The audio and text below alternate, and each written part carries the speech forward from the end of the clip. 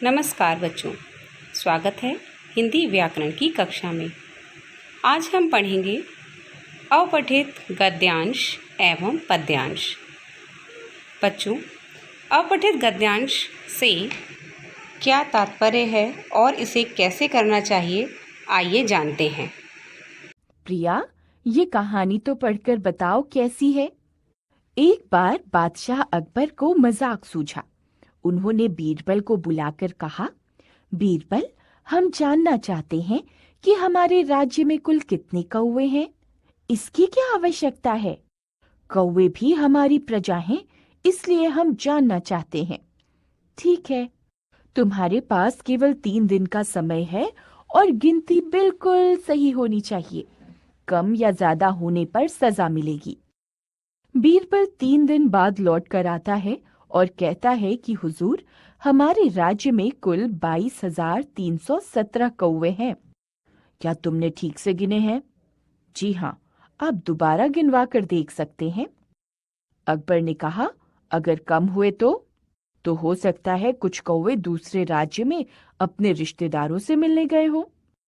अगर ज्यादा हुए तो उनके रिश्तेदार बाहर से मिलने आए होंगे। अकबर जोर से हंसे और बोले, बीरबल, तुम सचमुच बहुत अक्लमंद हो। कैसी लगी कहानी?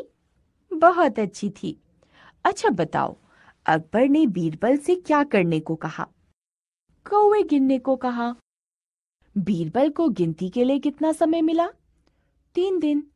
दीदी, आप मुझसे प्रश्न क्यों पूछ रही हैं? मैं तुम्हें अपठित गद्यांश का अभ्यास करवा रही हूँ। यह अपठित गद्यांश क्या होता है? प्रिया को तो उसकी दीदी बता देगी कि अपठित गद्यांश किसे कहते हैं। आप लोगों को मैं बताती हूँ। जो गद्यांश आपने पहले पढ़ा ना हो, उसे अपठित गद्यांश कहते हैं। ऐसे गद्यांश को पढ़कर स्वयं समझना होता है। भाषा विकास का यह एक प्रभावशाली साधन है।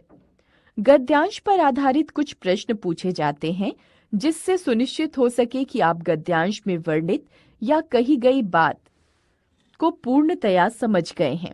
इसके लिए आवश्यक है, दिए गए गद्यांश को ध्यान से कम 2-3 बार पढ़िए। मुख्य बातों को रेखांकित कर लीजिए। प्रश्नों को अच्छी तरह समझकर पढ़िए।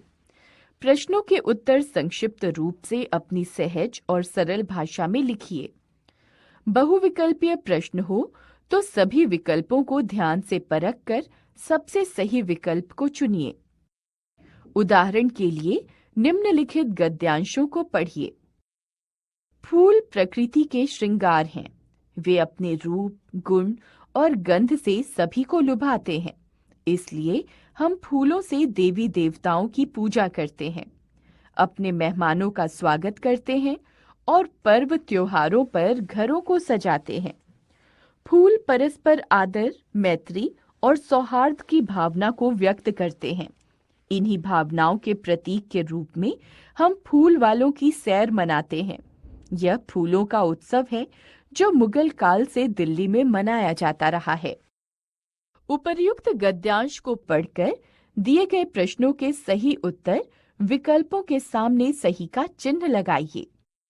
फूल वालों की सैर क्या है? फूल सबको क्यों आकर्षित करते हैं? फूल प्रकृति के श्रृंगार हैं का अर्थ है, फूल कौन सी भावनाएं प्रकट करते हैं? गुण शब्द का विपरीतार्थी शब्द है।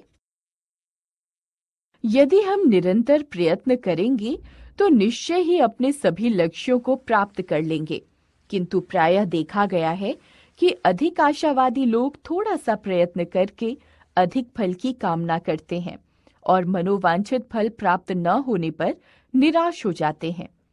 अतः जीवन में सफलता प्राप्त करने के लिए परिस्थितियों के सामने घुटने न टेकें, बल्कि हिम्मत से उसका मुकाबला करें।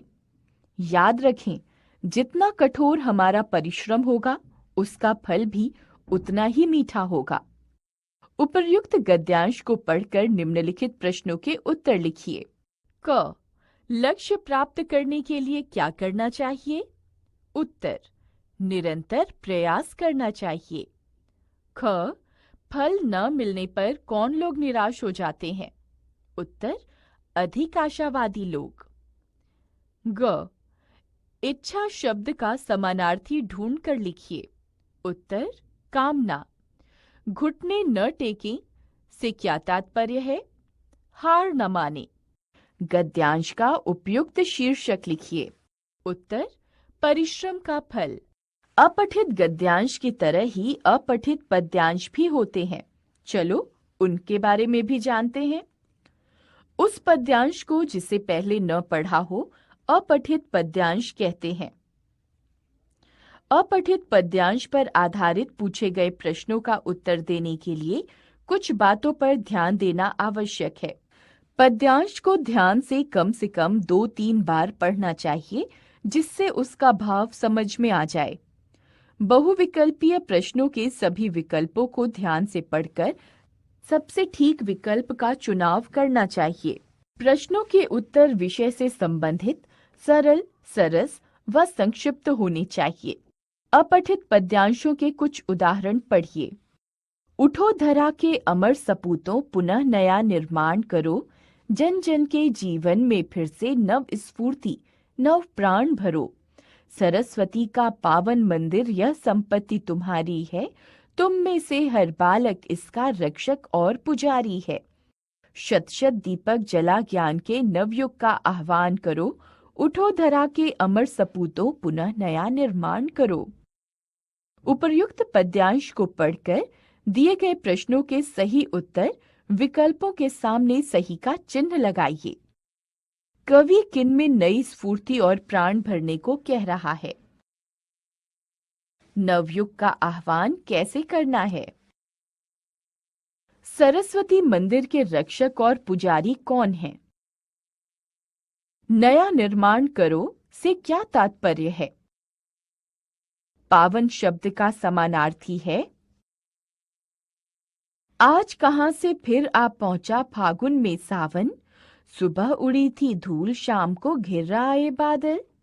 बासंती रातों में बरसा किन आंखों का जल, पतझर की नंगी डालों में पुलक उठा यौवन। आज कहां से फिर आ पहुंचा फागुन में सावन। उपर्युक्त पद्यांश को पढ़कर निम्नलिखित प्रश्नों के उत्तर लिखिए। क, इन पंक्तियों में किस ऋतु का वर्णन है? उत्तर, वसंत ऋतु का। ख, पतझड़ में डालें कैसी हो गई हैं? उत्तर, पत्तों से विहीन। ग, रात में बरसे पानी की तुलना किससे की गई है?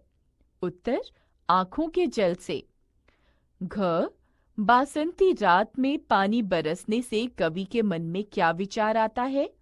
उत्तर, कवि को लगता है कि फागुन के महीने में सावन आ गया है। आंखें का जल के लिए एक शब्द लिखिए। आशा है इस कक्षा के माध्यम से अब आप अपठित गद्यांश एवं पद्यांश के विषय में समझ गए होंगे। आगे जब भी आप अपठित गद्यांश एवं पद्यांश करें तो इन नियमों को ध्यान में रखकर उसे पूरी सावधानी के साथ हल करें। अगली कक्षा में फिर मिलेंगे, तब तक के लिए धन्यवाद।